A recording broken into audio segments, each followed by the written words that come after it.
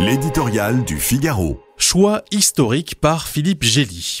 Au moment de tirer les leçons de l'affrontement irréel qui a opposé vendredi Donald Trump et Volodymyr Zelensky, les Européens semblent n'avoir pas encore abandonné toute ambition de sauver ce qu'il reste de l'alliance avec les États-Unis. Négocié jusqu'ici sans Trump et sans Poutine, leur plan pour une cessation des combats a surtout pour but de relancer la mécanique diplomatique à l'arrêt.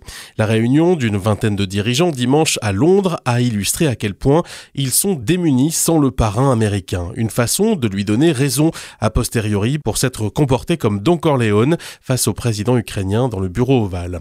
Les efforts pour rabibocher Kiev et Washington permettront peut-être de gagner du temps, mais courir après Trump risque de n'apporter au mieux qu'une réponse bancale et provisoire à une crise profonde. Quand les masques sont tombés, inutile de les remettre. Ce que Trump a mis en scène vendredi, c'est un revirement à 180 degrés de l'Amérique, vécu comme une trahison par Kiev et ses soutiens européens. Volodymyr Zelensky n'a pas besoin de sa médiation pour tout céder à Vladimir Poutine. Ses territoires occupés, sa souveraineté, son rapprochement avec l'Europe. Si c'est la seule perspective qui lui est offerte, autant aller directement rendre les armes à Moscou sans passer par Washington. L'Américain, faiseur de deals, qui fanfaronnait sur la paix en 24 heures puis en 100 jours, a renoncé avant l'épreuve. Il rejette sur les Ukrainiens tout le blâme et choisit la réconciliation avec le Kremlin, ce qui ne tardera pas à se matérialiser. Zelensky ou un autre, cela n'y changera rien.